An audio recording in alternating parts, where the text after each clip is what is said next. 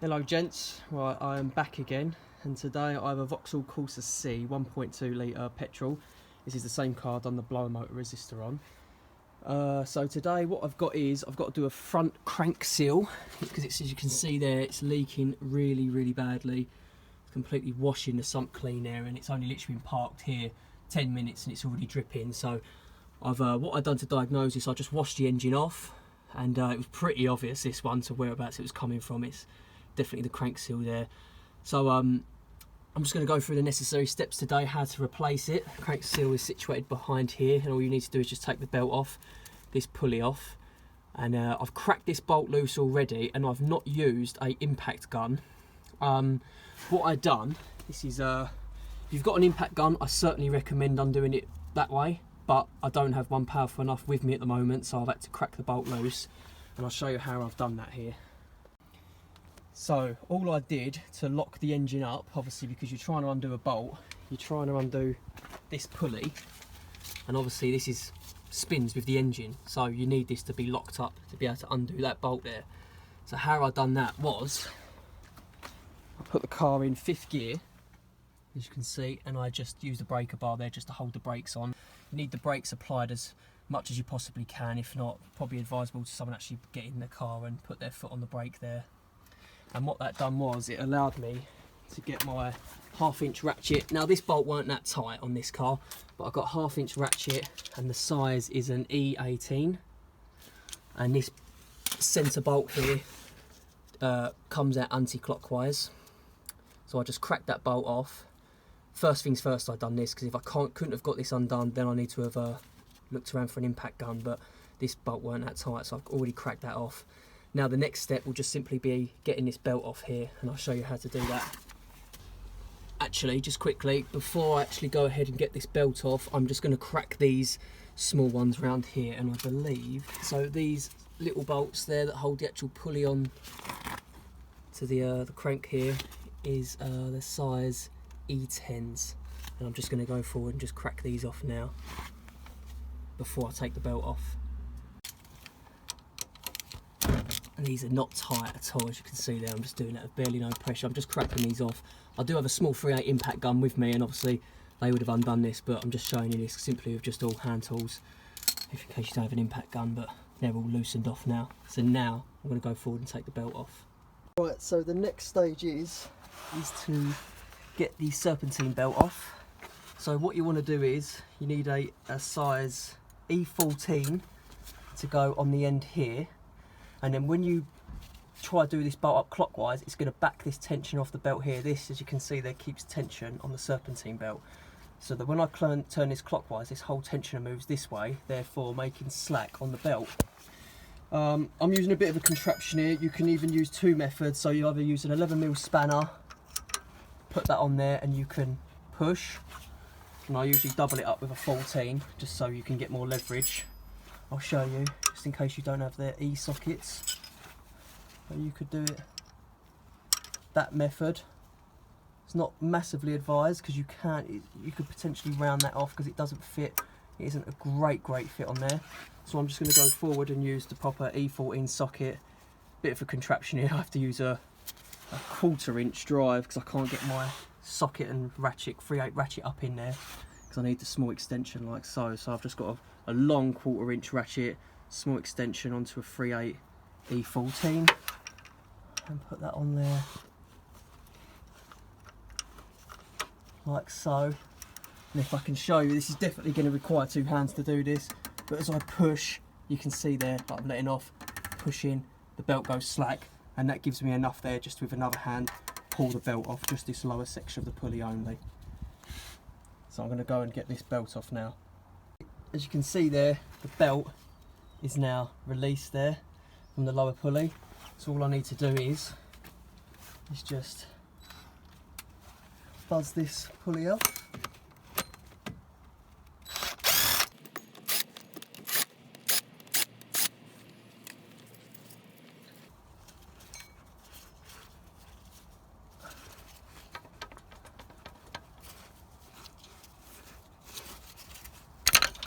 There we go.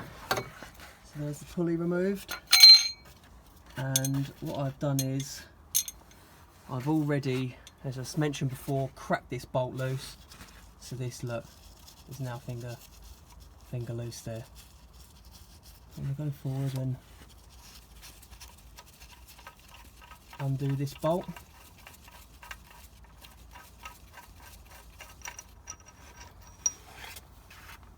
That's that, and then this section should just pull out, like so there. Yes. Down there like that. And then this here is the seal that's causing our big oil leak. As you can see there, we've got oil running down and it's completely washing this sump clean, and it's making a right old mess. As you can see there, there's all on the subframe there. So all I need to do now is just get a screwdriver or a pry bar and just pick this seal out.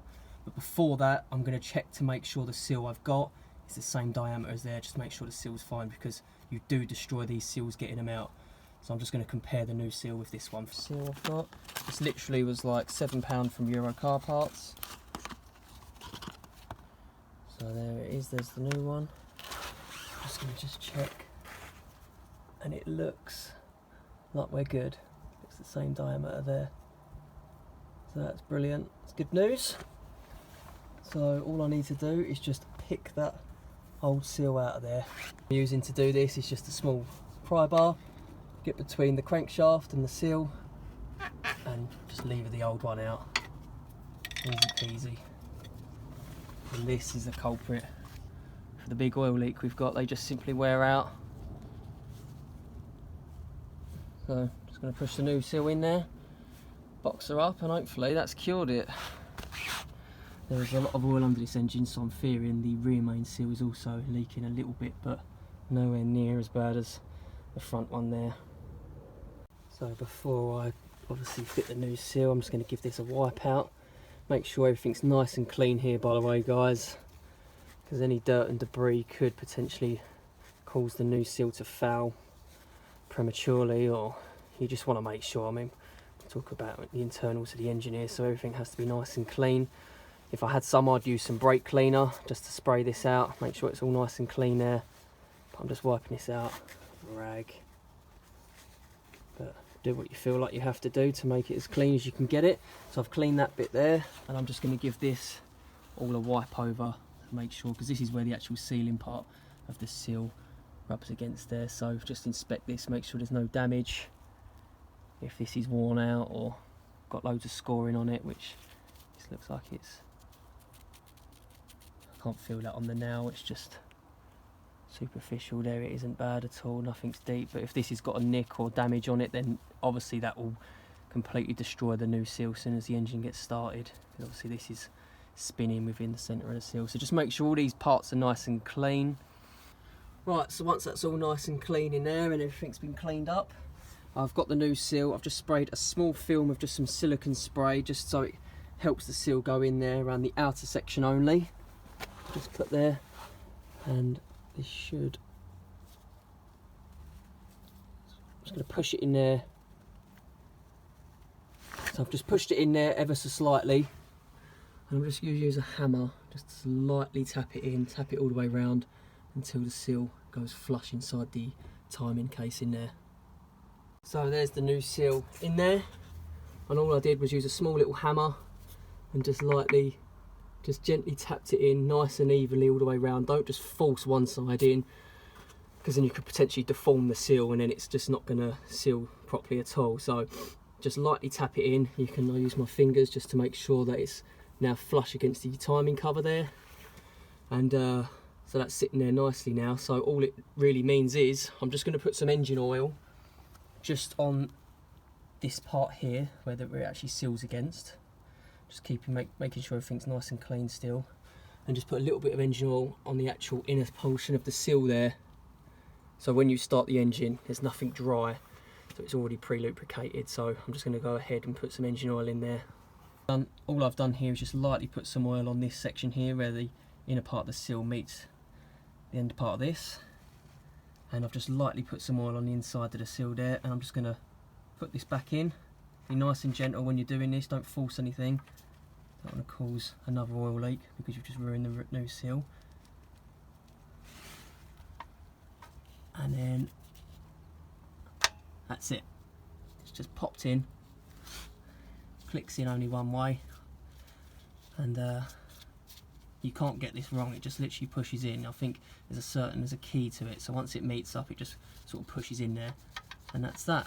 So the next section is to just put the centre bolt back in. Now I think I did read somewhere this has to be replaced because this has to be torqued up to a specification. I'll just put this on the centre of the screen now. I believe it's got a degree measurement as well, which usually represents that when bolts have to go up to a certain degrees, usually you have to replace them with a new one. However, I don't have a new bolt. What I'm going to do is I'm just going to put some Loctite on this, not much at all, just a little bit of Loctite, and then just do it up to the torque, or just do it up tight rather, as tight as I can get it. So I've just put the bolt back in, bit of Loctite on the end. As you say, I think that bolt has to be replaced, but do what you want to do. I'm not going to replace it, and I'm just going to do it up nice and tight. Now, because this is only a small little 3/8 gun, there's no way that's going to have done it up tight enough, so now I'm just going to get my bar on there. Remember, the engine's still locked up because we're still in 5th gear with the brakes on, and I'm just going to get my bar and do it up. So I've just done my centre crank pulley up nice and tight. I've just read somewhere that torque spec is 150 Newton meters plus 45 degrees. And it did say, I'm going by the internet here, so do check yourself. However, it did say to replace that bolt. I haven't. I've just Loctited it and done it up tight. Because to torque this up properly, I need to have locked the engine using a special tool. Obviously, I'm just using this method with the vehicle in gear with the brakes on, so it'll be very, very hard to torque this bolt up. So I've just done it up tight, but I do recommend, if you were doing it, and if you can do it properly by torquing that bolt up, I do recommend doing that. So now this is nice and tight, I'm just going to put the pulley on, and I will use just a tiny bit of Loctite again on these little screws that hold the pulley on, just a little tiny bit. I'm not going to go overboard, and I'm only using low strength Loctite anyway. Again, do check if you're worried about the torque specifications of these, and if the bolts need to be replaced or not. If you're worried, check. I'm not going to replace them. I'm just going to put a bit of Loctite and do them up only slightly. As you see, they weren't tight coming undone or coming out, so just nip them up. So I've just put the pulley back on. The pulley only goes on one way until all the bolt holes line up. I'm just going to do these. Just going to tighten them in a crisscross.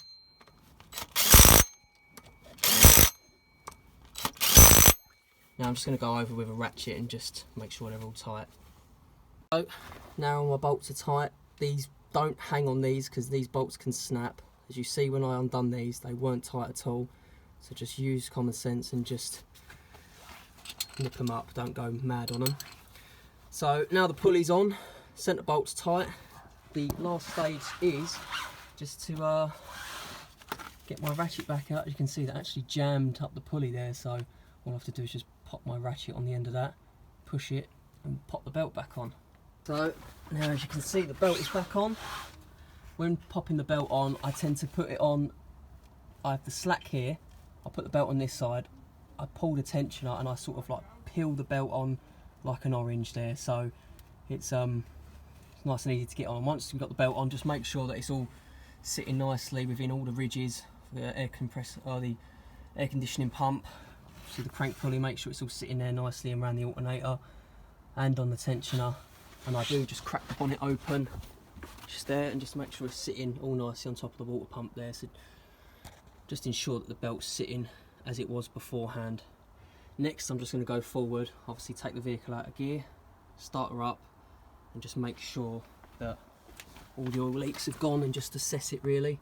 It's always best just to clean it all up as well, and then if an oil leak does come back, then you know that it's actually leaking again. So yeah, I'm just going to give this a nice clean up, vehicle out of gear, and then start it up and see to make sure the fault's been rectified.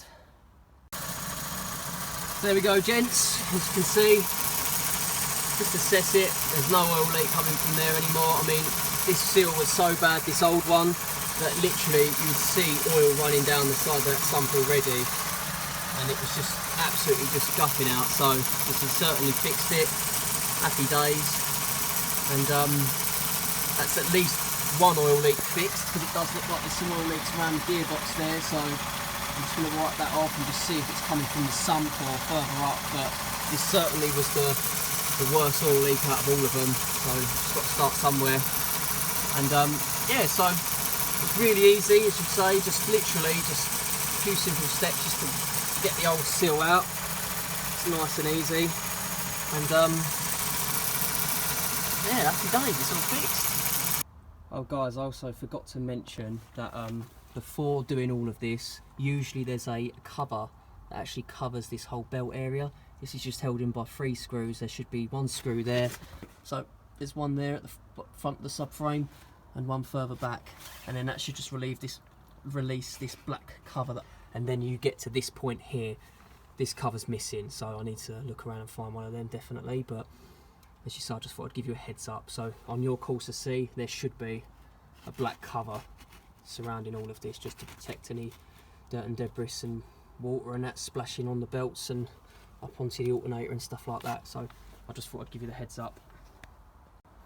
And that's it, gents. That's how you go ahead and replace the front crank seal on a Vauxhall Corsa C 1.2 litre twin port.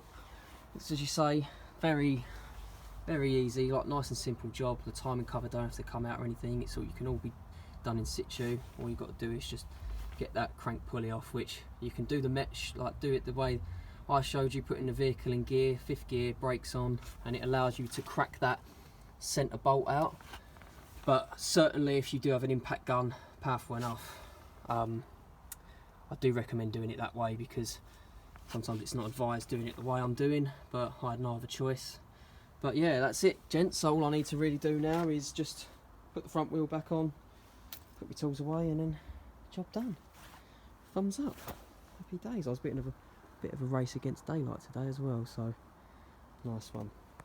Anyway, hope you enjoyed watching the video, and I'll see you in the next one.